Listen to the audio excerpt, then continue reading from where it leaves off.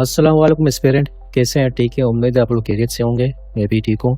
तो बिना टाइम ज़ाया करते हुए आज हम पांचवा लेक्चर स्टार्ट करेंगे। तो हमारा पांचवा लेक्चर का टॉपिक है जो मोस्ट इम्पोर्टेंट है सीएसएस बीपीएससी या पीएमएस के हवाले से, वो ये है कि military strategy of the prophet Muhammad peace be upon it. तो इसमें क्वेश्चन इस तरह आता है कि discuss the holy prophet is a model of military strategy, या इस तरह आता है eliminate of Muhammad character in the battlefield as a commander. ठीक है, तो इसमें यह है कि मोहम्मद वसल्लम के क्या क्या कैरेक्टर थे एज अ बैटलफील्ड, वो डिस्कस करें, या मोहम्मद वसल्लम एज अ मिलिट्री स्ट्रेटजी, उसमें जो है ना आप लोग डिस्कस करें। तो ये मोस्टली क्वेश्चन आता है 10 नंबर का सीएसएस में। तो इसको कैसे अटेम्प्ट करते हैं? तो इसका अटेम्प्ट करने का तरीका ये है कि सबसे पहले हम इसका इंट्रोडक्शन लिखेंगे। ठीक है, इंट्रोडक्शन लिखेंगे। तो इंट्रोडक्शन में हम ये लिखेंगे कि Muhammad peace be upon him was not only a religious leader but also a highly skilled military strategist. In the early day of Islam, he faced numerous challenges and threats from the opposing force. Through his strategic genius and leadership skill, he successfully expanded the Islamic State. As a military commander, he was trustworthy and truthful, loyal to his promise. Holy Prophet leadership and military skill was to protect Muslim as a Islamic State. So he was a military theorist, reformer, strategic thinker, combat commander, political military leader and revolutionary. तो इसमें यह है कि मोहम्मद वसल्लम सिर्फ एक religious leader नहीं था, बल्कि वो एक मिलिट्री जो है ना, इसके पास स्ट्रेटजी भी थे जो यूज़ करता था। तो इसने बहुत सारे चैलेंजेस फेस किए। ठीक है ना, इवन दो जब मक्का से मदीना या मदीना से मक्का जब मोहम्मद वसल्लम ट्रैवल किया हुआ है, तो उसमें कुरैश ने बहुत सारे अटैक किए। इवन तो कुरैश मोहम्मद वसल्लम को मारने के चक्कर में थे कि मोहम्मद वसल्लम हमारे जो कदवाओं के खिलाफ जो है ना बातें करता है, तो इसी वजह से जो कुरैश उसके दुश्मन बने ताकि मोहम्मद वसल्लम को हम मारें। तो उसी चक्कर में मोहम्मद वसल्लम ने बहुत सारे लड़ाइयाँ की हैं कुरैश वालों के साथ। ठीक है, तो मोहम्मद वसल्लम उसने played the role of military theorist.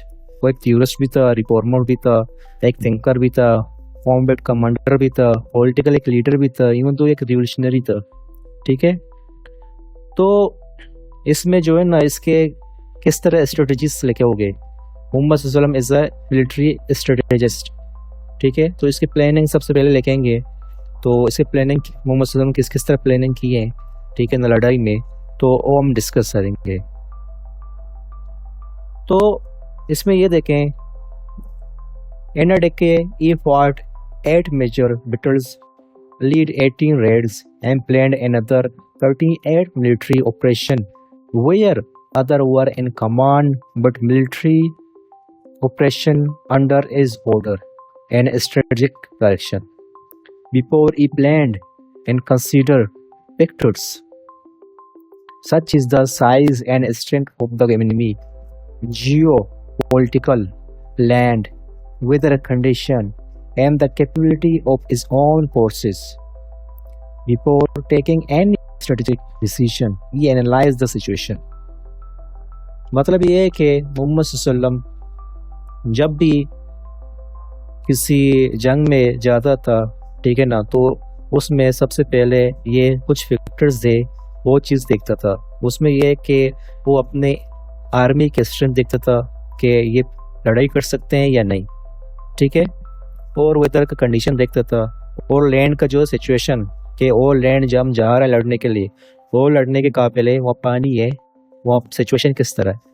ठीक है, तो इवन तो मोहम्मद वसल्लम जब भी लड़ने जाता था उससे पहले तो जो है ना, जो एनिमी है उसका स्ट्रेंथ देखता था कि वो कितने तादाद में है।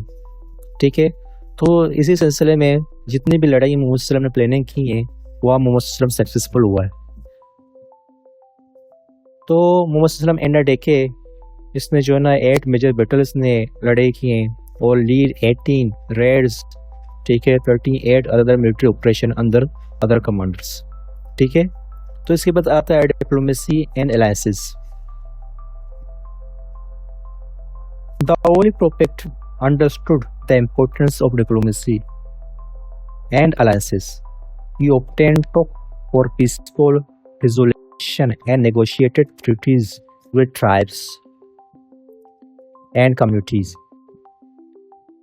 He built alliances with various tribes and clans under a common objective, which strengthened his forces and expanded his influence.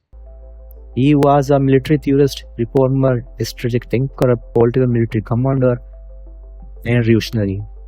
Mohammad सल्लम जो है ना डिप्लोमेसी और अलायंसेस पे जो है ना ज़्यादा इसको इम्पोर्टेंस देता था, ठीक है। जब भी वो लड़ने के लिए जाता था तो वो पहले नेगोशिएट करता treaties with tribes under a common object. जो वहाँ पर जितने भी लोग थे एक कॉमन ऑब्जेक्ट के तहत जो है ना वो नेगोशिएट करता था, ठीक है, जिसकी वजह से बहुत सारे लोग नेगोशिएशन में जो है ना मोहम्मद सल्लम के साथ शामिल हुए थे। तो उस बहुत सारे ट्राइब्स मोहम्मद सल्लम के साथ भी थे। तो उस नेगोशिएशन की वजह से मोहम्मद सल्लम की जो आर्मी है उसकी स्ट्रेंथ और साइज भी बढ़ती जाती थी और जो है ना एक इन्फ्लुएंस था बाकी जो जितने भी कुफ्फार थे या कुरैश थे उनके ऊपर, ठीक है। तो ये एक तरीका था मोहम्मद सल्लम का, ठीक है। जब भी जाता था तो बहुत ज़्यादा लड़ाई को जो है ना उसमें नोटिस नहीं देता था, बल्कि नेगोशिएशन होता है या जो है ना इसके अलायंसेस होते हैं, डिप्लोमेसी होते हैं, तो उसको ज़्यादा इम्पोर्टेंस देता था, ठीक है, एज कम्पेयर टू वार। तो इसका थर्ड जो है ना इसमें well organise. Holy Prophet had a remarkable ability to organize his forces. He established a well-structured army. He assigned responsibility to capable commander and delegated authority to them. According such is Khalid bin Walid is a commander of Battle Mota in the Battle of Uhud, and we Muhammad peace be upon selected 15 archers and organized his army against enemy. Similarly, the Battle of Badr, जो 2 हिजरी में हुआ था, the Muhammad peace be upon it stood 313 Muslims against 1000 enemy and got victory. तो well organisation में हम ये देख सकते हैं कि मोहम्मद सल्लम जो है ना वो अपने आर्मी को वेल ऑर्गेनाइज करता था और जितने भी ये कमांडर थे उनको जो है ना पावर देता था कि ताकि आप लोग जो है ना अपने खुद जितने भी आप लोगों के अंदर फोर्सेस हैं उसको खुद कमांड किया करो, ठीक है। इसमें हम एग्जांपल ये देख सकते हैं कि जो खालिद बिन वलीद था जो बैटल ऑफ मोता होता है उसमें जो है मोहम्मद सल्लम ने खालिद बिन वलीद को अथॉरिटी दी थी कि जाके उसमें लड़े, ठीक है। जो खालिद बिन वलीद के अंदर जितने भी फोर्सेस थे वो खालिद बिन वलीद के अंदर लड़ते थे।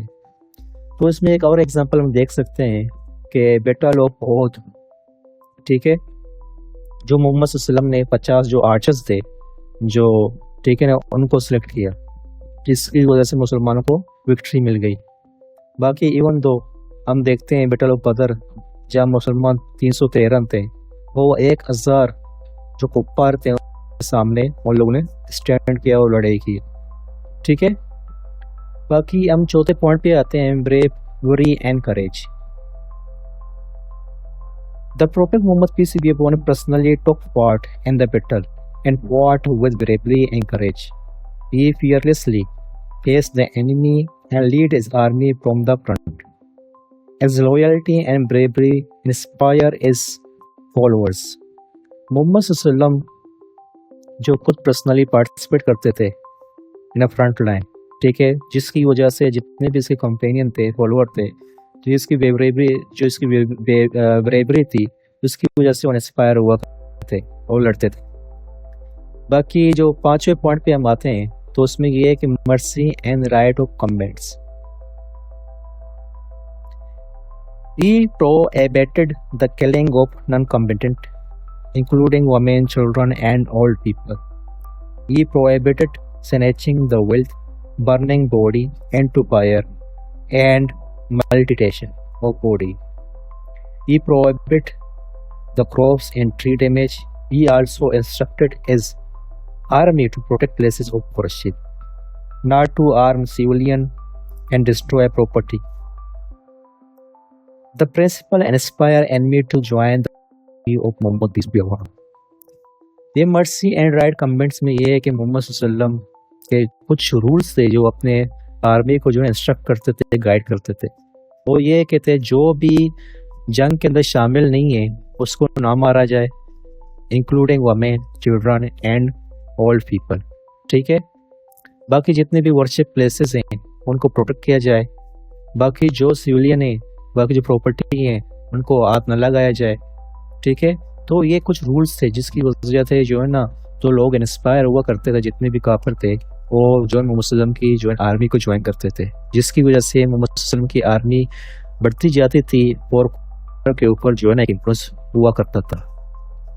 तो इसके छठे पॉइंट में ये है कि care of soldier and well being. Prophet Muhammad, peace be upon him, cared for his well-being of his soldier. He would visited the wounded and appreciated their bravery and more provided safety and where they need. तो मोहम्मद सल्लम, ठीक है ना, इसके बाद मोहम्मद सल्लम जो अपने soldier के उसका केयर करता था, उनके पास चक्कर लगाता था, जितने भी जख्मी सोल्जर थे उनके ब्रेवरी को अप्रिशिएट करता था, जरूरत था उनका तो उनको जो है इनके नीड को जो कंप्लीट किया करता था, उनको जो है ना हेल्पफुल किया करता था।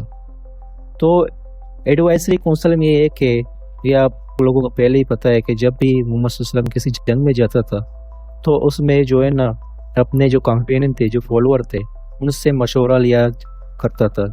ठीक है, एक मीटिंग जो है ना वो हेल्ड किया करता था कि क्या मशवरा आप लोग दोगे। तो जिसकी वजह से जो जितने भी इसके फॉलोअर थे वो हर कोई अपना सजेशन और अपना ओपिनियन देता था कि इस तरह की हम जो है ना डिसीजन, जिसकी वजह से डिसीजन मेकिंग होती थी। जैसे कि सलमान फारसी का आप लोगों ने किस्सा सुना हुआ है कि सलमान फारसी ने कंधा खोदने का जो है ना सजेशन दिया था मोहम्मद सल्लम को। इसी तरह जितने भी जंग थे मोहम्मद सल्लम जो है ना जंग से पहले अपने कैंपेन को, अपने फॉलोअर को बुलाता था कि आप लोग क्या क्या सजेशन दोगे। तो जिसकी तहत पे जो है ना एक डिसीजन क्रिएट जो है करते थे। बाकी इसके बाद जो हम पढ़ते हैं हमारा ये a critical analyse of Muhammad peace be upon role in the conquest of Mecca. ठीक है, ये जैसे कि आपने ये सब कुछ लिखोगे, इसके बाद आप एक क्रिटिकल लिखो कि कन्क्वेस्ट ऑफ मक्का में जो है ना मुस्लिम के जो आखिर, ठीक है ना, इसमें आप एक एनालाइज करो। जैसे मैंने पिछले, अगर आप लोगों ने लेक्चर देखे नहीं है कन्क्वेस्ट ऑफ मक्का, तो उसमें हम डीपली डिस्कस करते हैं, तो वहाँ से अगर आप वीडियो देखोगे तो आपको कम्प्लीटली समझ में आ जाएगा।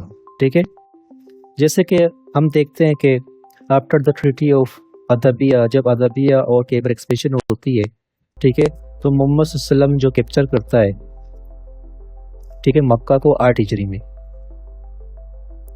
तो जिसकी वजह से ये एक टर्निंग पॉइंट है, जिसकी वजह से फिर जो है मोहम्मद सल्लम the conquest make the end of the war between the follower of Muslims and the Quraysh tribes. जो 8 हिजरी के बाद मोहम्मद सल्लम की जो है लड़ाई जितनी भी होती है वो जो होती है, मतलब आखिरी लड़ाई जो मक्का की होती है, जब मक्का को कैप्चर करता है, तो मोहम्मद सल्लम की लास्ट लड़ाई ये होती है, ठीक है ना, जब मक्का को कैप्चर करता है। तो इसके बाद हम इसको जो है ना इसके ऑब्जेक्टिव क्या क्या हैं ये भी आप लिख सकते हो पेपर के अंदर, क्योंकि 10 नंबर का क्वेश्चन आता है तो कम से कम 4 पेज का तो होना चाहिए, 4-5 पेज का, मतलब 4-5 पेज का होना चाहिए। ठीक है, तो जिसकी वजह से तो आप इसके ऑब्जेक्टिव भी लिखें। यहाँ पर मैंने सिंपली लिखे हैं, बाकी आप जो है ना पैराग्राफ की शेप में लिख सकते हैं। तो प्रोटेक्शन ऑफ इस्लामिक स्टेट था इसका ऑब्जेक्टिव, और मुस्लिम कम्युनिटी, मोहम्मद सल्लम का जो उसका जो ऑब्जेक्टिव था, ठीक है, मिलिट्री स्ट्रेटजी का, कि इस्लामिक स्टेट को जो है प्रोटेक्ट करें और मुस्लिम कम्युनिटी जो उस टाइम कमज़ोर था उसको प्रोटेक्ट करें। Conveying the message of Allah, ठीक है, बाकी showing the truthful religion faith, spreading Islam, ठीक है ना, एस्टेब्लिशिंग जस्टिस एंड फ्रीडम, इसके बाद कंक्लूजन है। कंक्लूजन में आप ये लिखें कि मोहम्मद सल्लल्लाहु अलैहि वसल्लम जो है ना एक रिलीजियस लीडर नहीं बल्कि एक मिलिट्री कमांडर भी था, जो एक टीरिस्ट भी था, ठीक है ना। वो जिसकी वजह से वो जस्टिस भी करता था, ठीक है ना। तो ये सब कुछ आप लिख सकते हैं, जितने भी अपने ऊपर सारे पॉइंट रीड किए हुए तो उनको समराइज करके आप इसका जो है कंक्लूजन बना सकते हो, ठीक है। तो इंशाल्लाह हम नेक्स्ट लेक्चर में मिलेंगे, तो इसमें उसमें कोई और टॉपिक डिस्कस करेंगे। अल्लाह हाफिज़।